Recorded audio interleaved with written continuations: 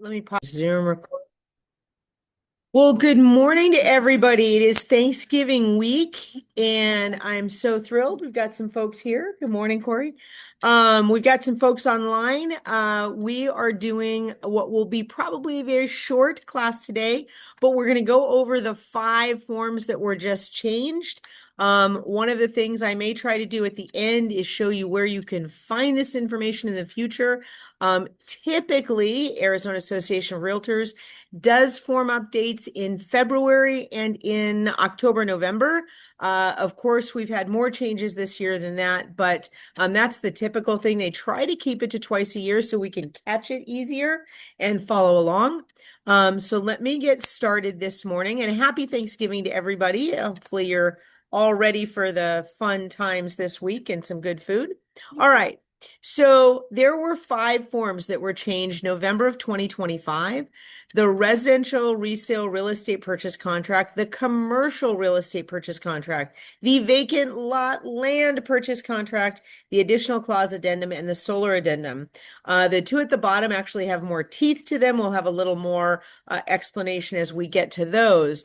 The first 3 are going to be somewhat similar and yet a little bit different. So let's start with the residential real estate purchase contract. Let me move me out of the way here. All right, so what AAR does is gives you an explanation of what the changes are in general on the AAR site. And it pretty much talks about Section 2J, broker compensation. You guys don't have to make notes of this. You guys can find these. I'll show you later where you can find them. So don't feel like, there you can see the red line versions if you want. You'd be scratching too much. Just listen. There's not enough changes. Broker compensation was expressly added as a permissible use of seller concessions, since almost all lenders allow the buyer to use seller concessions to pay their broker. The verbiage was included in this section for full transparency. Now, remember, when you are looking to get broker compensation as a buyer broker, you need to include what? What form do you need to include? Guys online, you can open up the SCA, the seller compensation addendum, right? So the SCA covers that if you're asking for the seller to pay for your compensation. Now, if you are also, let's say the seller reduces what they're going to pay, excuse me, in the seller compensation addendum. Let's say just randomly that you were originally asking for 4 potatoes as your buyer broker, and the seller compensation addendum only comes in at 2 potatoes. That's what they counter it for. You're off by a couple. But let's say you negotiate seller concessions of 1 or 2%. Well, guess what? That other percentage can now be used to offset these seller concessions, okay, or for the buyer, that they can use those concessions to pay their broker. It is a buyer broker, it is a buyer expense. So that's why they expanded that language to cover that. Now, there are teeny tiny revisions, which we'll look at in 8F, 8M, and 8O of the contract. So I'm going to just show you the red line stuff, right? I'm not going through the full purchase contract. Here we see under this section of seller concessions, in addition to other costs, seller has agreed to pay herein. Seller will credit buyer blank percent of the purchase price or blank dollars as seller concessions. The seller concessions may be used for any buyer fee, cost, charge, and see the added broker compensation or expenditure to the extent allowed by the buyer's lender. Now, they already said the buyer's lenders were doing this. They just wanted to clarify to make sure that the buyer understood that it can be used for that. Okay. It has been going this way since everything changed last August. They were just clarifying it for us. Most of the changes here are literally clarifications. So here it goes on to talk about compensation. So it talks about that the buyer and the seller acknowledge the brokers are compensated for services previously agreed by separate written agreement. What are the 2 agreements that pay the brokers?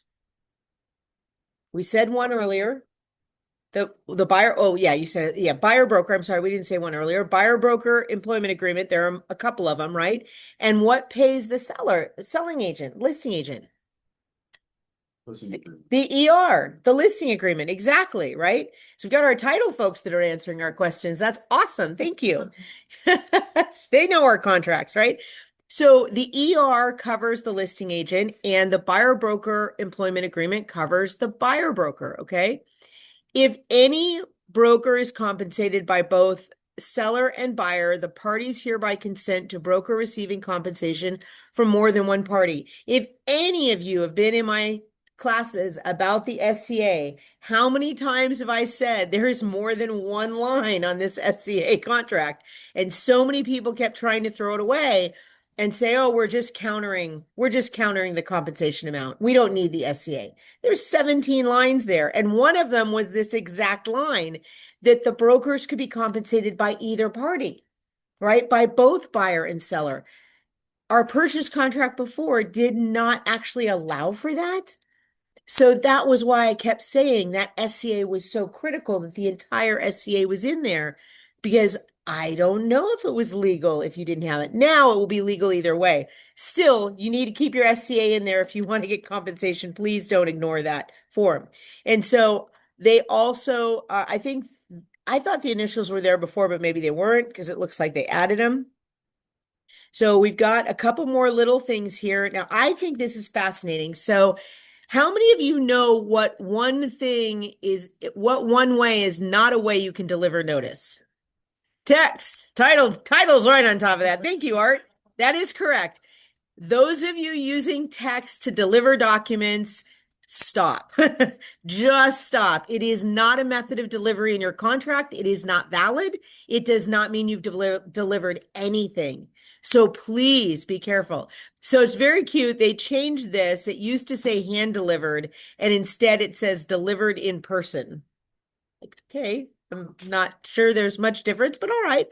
And you will see on the next section that it says or electronic mail, not electronically. To clarify and make sure you understand, text is not an allowable form. It may be electronically, and that's now gone. It's electronic mail, so email, right? Not text.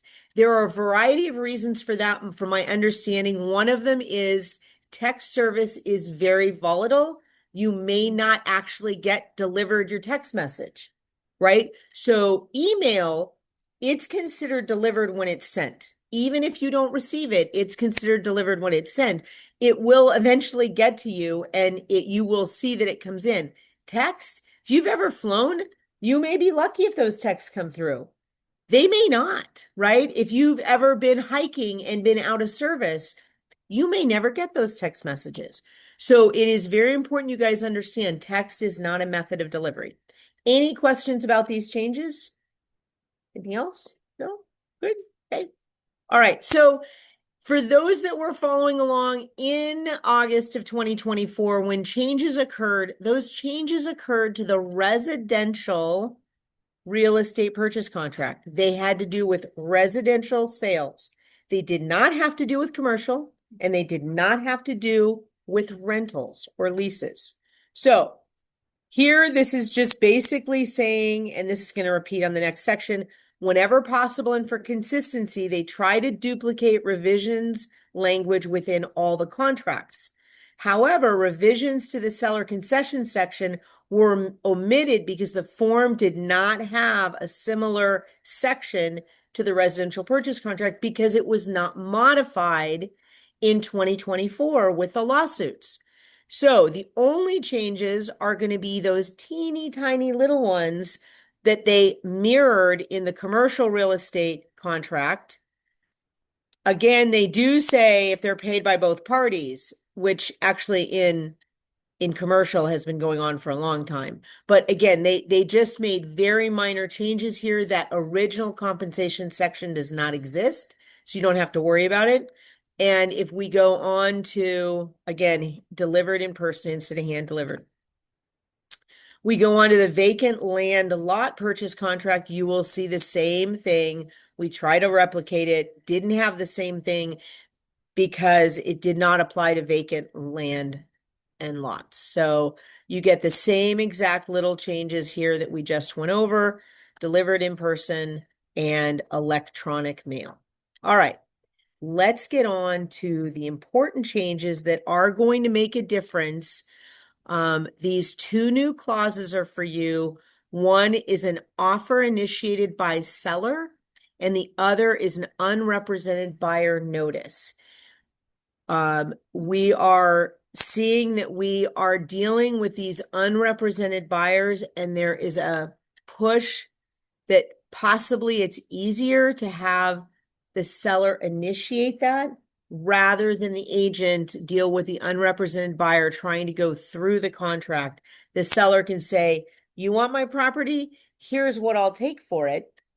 And you respond. But the challenge is the lines don't quite make sense at the end, going, wait, how does somebody counter this when the buyer didn't write it? Is the seller countering? Wait a minute. So let's go over this. This is brand new. It says offer initiated by seller.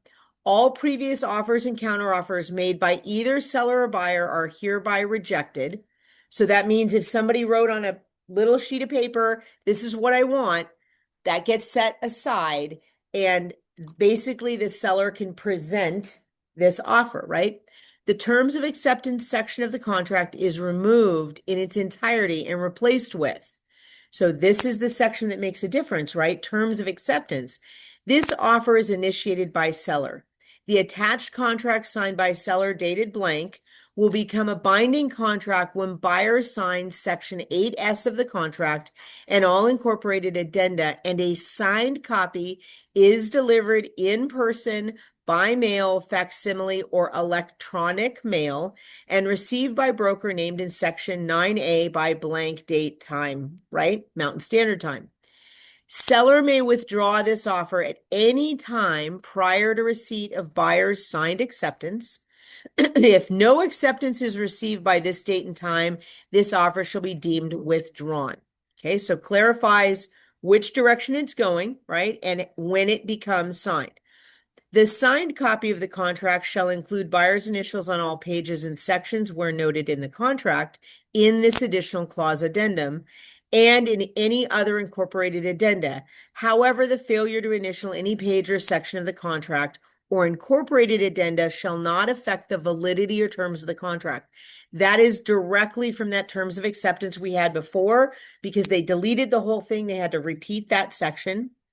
Now, buyer may respond to seller's offer by yes, 1, accepting seller's offer in the manner detailed above, 2, by rejecting seller's offer, or 3, making a counter offer to seller. Buyer understands that once a counter offer is made, buyer may no longer accept seller's offer, right? Hope people understand that when you write a counter offer, you have now made the original offer dead. You cannot go back a day later and go, yeah, change of mind. I want that now. I'm accepting it. We're under contract. Doesn't work that way. You can counter back to those terms. And if the seller then agrees, then you can move forward, or buyer, depending on the scenario, right? But does this make sense? So if somebody approaches you at an open house and says, hey, I'm unrepresented, I want to make an offer on this property, you're like, yeah, go ahead and write down what you want. You can now take that, talk to your seller, create a whole contract based on those terms, modifying what the seller wants modified, and that piece of paper gets ripped up, right? Because again, in this state, you can make an offer on a napkin, on a piece of paper, as long as it has the key components that you need to make a binding contract. That is legal. But what this is offering you is the ability to get away from that language, which you may not have liked, right? But remember, you are now incorporating all of the buyer contingencies by using the purchase contract. So you got to think about that. If they say they want to buy the property and don't bother to say they want to have inspections, what does your seller want to do? Right? I mean, you have to look at with your seller at what they want to do. If the buyer says, I want to buy it, I want to buy it in 5 days, I'm good to go, here's my money. If you accept, okay. But just be aware of that. Make sure you're counseling your seller. You may be walking away from legal options that you can get out too, but do you want to give your buyer whatever it is, like 12 contingencies? Okay. Any questions about this? Anybody think they might use this? Anybody online? I think this is cool. Yeah. This finally solves an issue we've had all year. I can't tell you how many people call me and go, what do I do with this? Somebody wants to write an offer. Like, okay, well, you can, sit down with them and go over what they're looking for. So are you in dual agency with this? No, Okay. no. You would do an unrepresented buyer form Okay. and include that. You are absolutely not a dual agent, because if you're a dual agent, you could write the offer, That makes sense. right? So this is specifically for something that a buyer, either that or a buyer keeps calling you and go, oh yeah, I really like that. You haven't sold yet. Okay. You know what? Send them an offer. You can send them an offer. Get off the fence. Here you go. I'll take this. Let's talk, right? You can generate this. That makes sense? Yeah, cool. Okay. Kind of a fun change. All right. The next one is the unrepresented buyer notice. Buyer is currently unrepresented by a broker. Section 8Q and 8R of the contract are removed. Buyer consents to deliver and receipt of notices and documents required or permitted by the contract when delivered in person, sent via electronic mail to, and there's an email address that has to go in there, or sent by recognized overnight courier and addressed to buyer as indicated in Section 8S. So make sure that you have the buyer's address listed in the contract. The reason for this is because everything in the contract refers to delivery to the agents, right?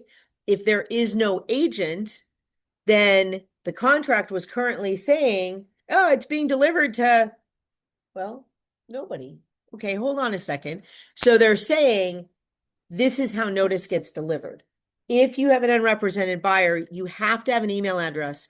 Recently saw an offer come through from an agent that did not have their email address in whatever it was, 8Q or 9P or whatever it is. So 9R, 8R, I don't know, whatever, 9, whatever. So didn't have an email address. The problem with that, it very clearly says in that section of the contract, again, delivery can be made by, and if there's no email address, can you email that contract to the guy? Even if you have their email address? No. You have to modify that and put that email address in there, because otherwise they're not agreeing as that as a method of receipt. So in that particular contract, the agent had to respond with 22 corrections because of errors that agent had made.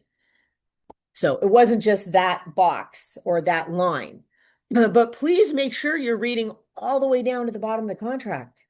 That is a critical line of the contract that says you can, in fact, as an agent, deliver those documents to that email address, right? So if you don't have an email address, you can't deliver them there. And likewise on this is not showing you, right? But there's a section with buyer and seller. It says buyer and seller has address. How many of you fill out those addresses? I know our title people just are shaking their heads because they have to go get that address and they look down and that, oh, there's no address. Can you please give me their address? Because I got to mail stuff to them, and they actually do mail things. They don't have the address because you're not putting it on there. But here, if you've got an unrepresented buyer and you need to be able to deliver something actually in an overnight courier, where are you delivering it? The North Pole? It's not going to go to the agent. It's not going to go to the buyer, right? You don't have their address.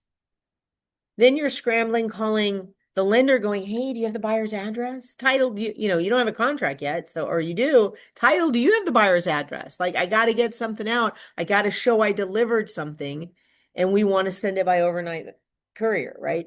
So please, please, please. Okay. Solar addendum. They were working on this in 2024 when all the other forms changed, and they decided, let's hold off. Too many changes, got stuff we need to review.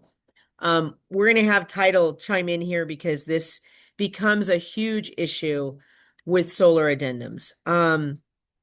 If you are a buyer's agent and you see that there is a solar system on the property, who generates the solar addendum? Is it supposed to be sitting in the MLS, or does the buyer's agent fill that in for the buyer and send it with the buyer's offer?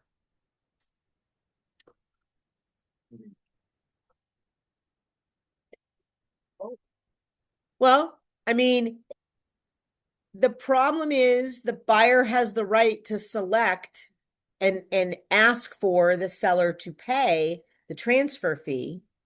Um, Oftentimes the buyer doesn't have all that information, so that's the challenge, right? Is it owned?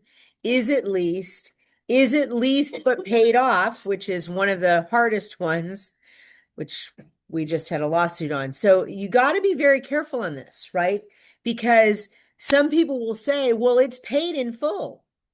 What does that mean if there's a lease? If you lease a car and say it's paid in full, the lease is paid in full. Don't you still have a timeline when you have a choice to return the car? Right? Because you leased it for 2 years. And we all know that on a car, if you do excess mileage, you try to turn it in at the end of that time period, you have to pay more to buy it because you've exceeded the mileage, right? So if you have a solar lease, the owner of the equipment, right, which is not you, it's the leasing company, right? They maintain the equipment for that time period. Wouldn't you want the buyer to know that that equipment is still being maintained by that party? And what happens at the end of the lease? Do you, does the owner get to keep the equipment, or do they have to pay something more? Do they have to re-up the lease? Does the solar company come rip the stuff off their roof and leave a bunch of holes in their roof? Like, those are all really important questions. I don't have answers to them because I don't have the solar lease, right? How many solar companies have gone belly up or been bought or changed or merged or whatever in the last 10 years? I'm not even sure I can count that high, right? I mean, people are merging and buying and closing, and it's all over the place. So you have to find out this information. The worst is when you get the estate folks because their parents have died and they put solar on 5 years ago. They can't find any of the paperwork, and you finally find something on the solar panel that says XYZ solar. You go online, XYZ solar. There's a phone number. Call the phone number. Dead, right? Who bought XYZ Solar, right? Trying to find out who bought that. Now, title may be able to help. Maybe you're able to look at the UCC filings and see who actually owns the solar. Because, by the way, when they put solar on somebody's house, what does UCC stand for, Art? Do you know? We're going to Google that. So there is a UCC filing because the solar company basically has a lien on the house because their equipment's attached to the house. You can't sell the house without getting the release from that solar company. Now, if that solar company's gone, you got to find whoever you Uniform Commercial Code. So UCC is Uniform Commercial Code. Okay. So it's really important that you discover that information and find out how that transfers. We recently did have somebody, we actually did have a lawsuit. Uh, all of the paperwork said that the solar had been paid in full. All of the paperwork that the buyer signed said it was a solar lease. Solar lease, accepting the solar lease, sign, sign, sign, sign, sign. The agent and the seller said it was paid in full. Solar's paid off. Solar's owned. No, no, no, no, no, no, no, no. It's not owned. It's paid. Big difference. And 4 years after the buyer moved in, little email comes through saying, or mail probably came through saying, your lease is about to expire and you have the following choices. You can pay us this, we can come pick up this, you can do this. And the guy was furious because he thought he owned this equipment, right? So they negotiated out of court. But not a fun day for that seller, agent, etc. Because guess who got dragged back into it? That agent got dragged back into it. You put in your MLS paid in full, right? You said that this was paid in full. Paid in full does not mean it's owned, right? So, and Solar Addendum said it was owned, not leased, even though all of the other paperwork, guys signed 20 pages that said it was leased. So, um, let's take a look at this.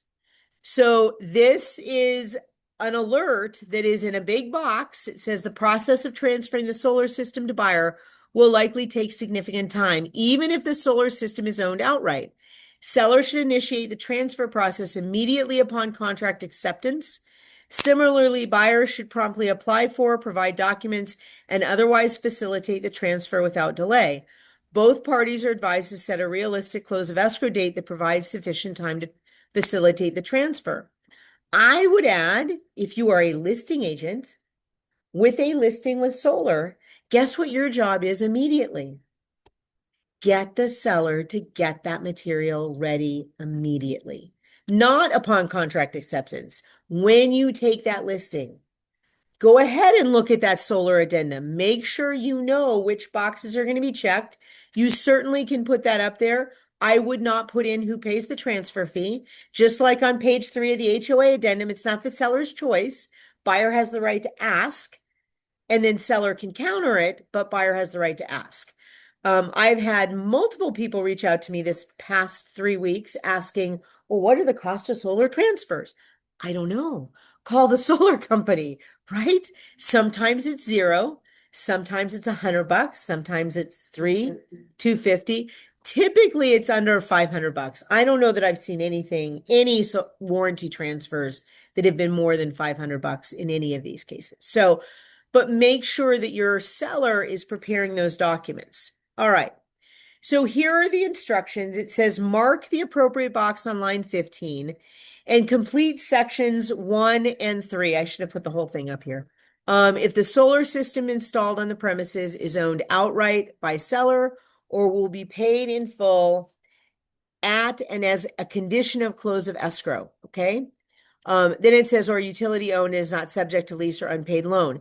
They got rid of mark the appropriate box on line 14. So what they did is they clarified the seller owned versus utility owned solar system. That was what was on line 15. Section 1 is the seller owned. Section 2 is the lease loan. And then they moved everything to additional terms and conditions that didn't have anything to do with those two separations, but had to do with both sides, right? So mark the box on line 24 has to do with the solar system lease loan. If it's subject to a lease loan, and then it says complete only sections 2 and 3. That got rid of that. They're saying that up above, mark line 24 and complete only sections 2 and 3. The top one is complete sections 1 and 3. 1 again is the lease owned. Okay. Here is the solar system lease loan change. It says, and disclose whether or not seller is current on their lease or loan. Kind of an important thing to know if you're taking over a loan, if the homeowner has not been paying it, right? Would be really important to know that. And that was not on there before. So they added that. That's fine. The buyer has always had a chance to disapprove the related items during the inspection period, or remember this, 5 days after receipt from seller of solar system documents, whichever is later. Guess what, sellers, listing agents? If the sellers don't get you those materials and you have to drop one today, one next week, one in 2 weeks, you are giving the buyer all those opportunities to have 5 days after you deliver each of those documents. So you're totally through the inspection period, and the seller calls, "Oh, I finally got this document." Great, right? Let's send this in. Cancellation. You can't do that. Absolutely, they can. Don't even have to have a reason. They disapprove. Doesn't matter. They could have gotten cold feet. They could have found another property. You just gave them a way out. Okay. Again, if you're working with somebody with solar, get that information as early as possible. Trust me, I resemble the remark that it is really tough to do that.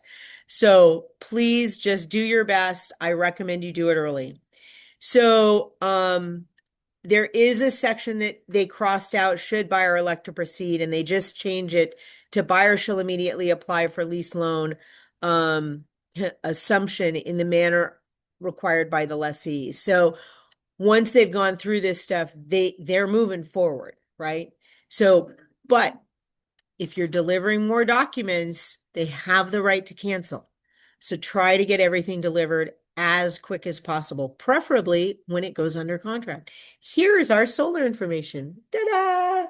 Because guess what? Then they have their inspection period. Nothing after that, right? Tighten it up. Lease loan assumption contingencies.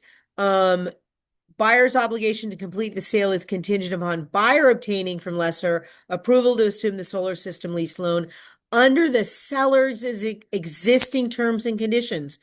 If they've got 2% interest on that, the buyer gets the 2% interest. It does not change. Those lease terms cannot change. But the buyer is advised to carefully review the assumption approval documents to verify the terms and conditions have remained the same. That's on the buyer. They need to go through and double check that stuff. Okay. So please keep an eye on this stuff, because this is what we are finding that people are missing. And at the end, I'm getting these calls. Hey, they didn't do this. What do you mean they didn't do this? Like, what, why didn't they do, why didn't they process those steps? Why didn't they go get the lease assumption? Now, I'm not finding any issues with people assuming these solar loans, which is kind of bizarre. You would think right now they would have a lot of problems with it. But that may be because people that know they're going to have problems aren't, I mean, they're telling their agents, solar, no, not going there, right? Solar lease, I can't assume it, just move on. So, because one of the problems, of course, is if you've got a buyer that's maxed out at their purchasing ability, let's say they're looking at a $500,000 property, and if there's an HOA, they've got to drop down to 450, right? They are capped out. You can't all of a sudden add a $250 a month solar lease. That they have to qualify for that, right? And what is the rule of thumb? About every $50 a month is about $10,000 in purchase price. We don't have our lender here, but it's approximately that, especially with these rates. It might even be a little bit less. So 250, you're talking $50,000 difference in purchase price, right? So if they're maxed at 500, you now have a 250 a month payment. You have to drop to 450. Well, if the home's at 475, they aren't going to qualify. Like, that's easy math, folks. Do that yourself with them. All right. You should be doing that if there are HOAs anyway, but definitely with solar, do that. So I'm seeing people that are maxed, they're telling their agents, solar lease, no, throw it out, gone, can't do it. Right. So then you get into the concern of, is it really a solar lease, but it's paid in full? Right. So it's paid, but then they need to know there's a carryover in the end. There's something else that pops up at the end. They need to know that. So please watch for that. So you can see the transfer fees got moved from the lease loan section, because there still could be transfer fees on an owned unit. the solar company still could have a transfer cost to switch from John to Sarah, right? New buyer, we want to charge you something, okay? They don't always do it. But so here it says any mandatory fees or warranty transfer fees charged by lessor, utility company, or other third party associated with buyer's assumption of the solar system, lease loan and or transfer the solar system to the buyer, including but not limited to document processing fees, right? We're just going to charge you for making a copy, right? Shall be paid by buyer, seller, or other at the time payment is required and is non-refundable. This is the part that the buyer has the right to choose. Look, you're paying for this, or no, I'm going to make this a clean offer. I'm going to pay for it, or you know what, let's split it, whatever, right? They can fill that out. So yes, I agree. You could have this solar addendum as a listing agent up front, have it in your MLS so buyers know, don't forget this. Fascinating how many buyers, agents don't pull a solar addendum and put it as a part of the contract. So if you do that, then your buyer has none of these protections. Like none of them. No contingencies because you didn't give them to your buyer. Kind of want to make sure your buyer has those contingencies. If it says solar, grab that solar addendum and throw it in your file immediately. Okay. Questions? I don't think I have anything else. Yep, I don't. Questions? I did click on that. Yep. I didn't notice, and you didn't see the whole form, I mean, we didn't see the whole form maybe in another cloud. But was there a, kind of like if they weren't able to qualify for the loan? Yes, they have the right to cancel. Yes. Here, let me go ahead and get, oops. Forms.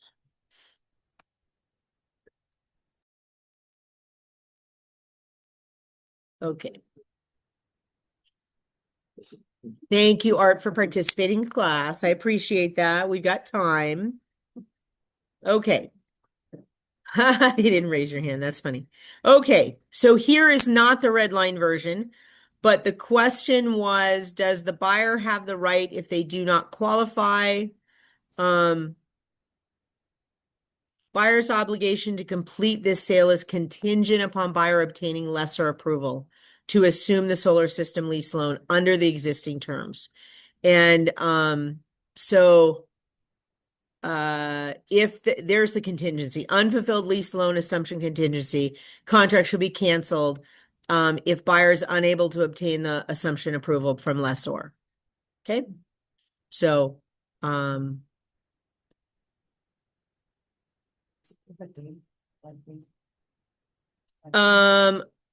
delivers notice to seller, a signed notice of inability to obtain no later than 3 days prior to close. Goes all the way to the end. Well, unfortunately, it's hard to try and track these people down and go through some of it is part of the problem. Now, I'm going to take you someplace else here real quick since I'm on. Let me take you to AAR Online. If you guys are not, first of all, if you guys are realtors, which I think most of you are, you obviously are a part of the Arizona Association of Realtors. You can go to risk management and you can go to sample forms. And in this sample forms section, it always talks about, oh, look, there are 3 dates, February, July, and November for form revision updates. You can view form by form revisions, which is where I got the information we just were looking at. You can see that in 2025, you had 5 forms and they go over those. Now, I think if I scroll down, February, you will see that they removed the compensation agreement between brokers or CAB form, and they revised the forms that reference the CAB form. All of those got revised, right? So you can go through here and all of these, you can look at those red line versions. This is available to all of you. This is not a broker option.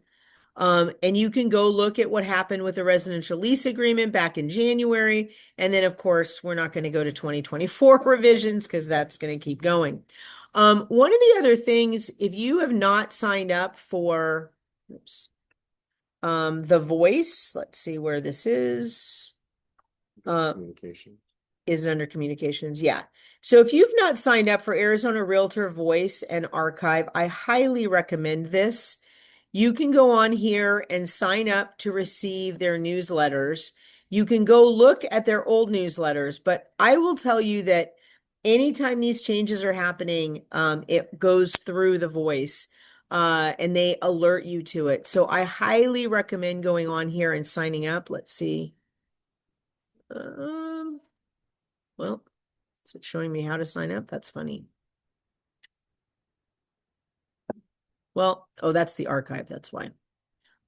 So I would go on and just search, whoops, voice. So you should be able to, that is not going to do it. Well, I'll have to figure that out and send that out to you because I signed up too many years ago. Should be able to sign up for it and get the updates. And I do recommend you do that. Let's see if this will do it through the menu.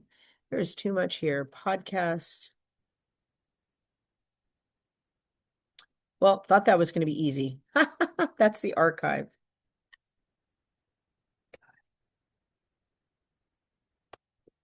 Oh, that's brokers. Whoops.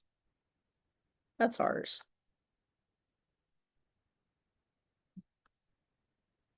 Computer's not going backwards. Any other questions while I'm trying to find a way to get this info for you? No? You guys all ready for a lot of food on Thanksgiving?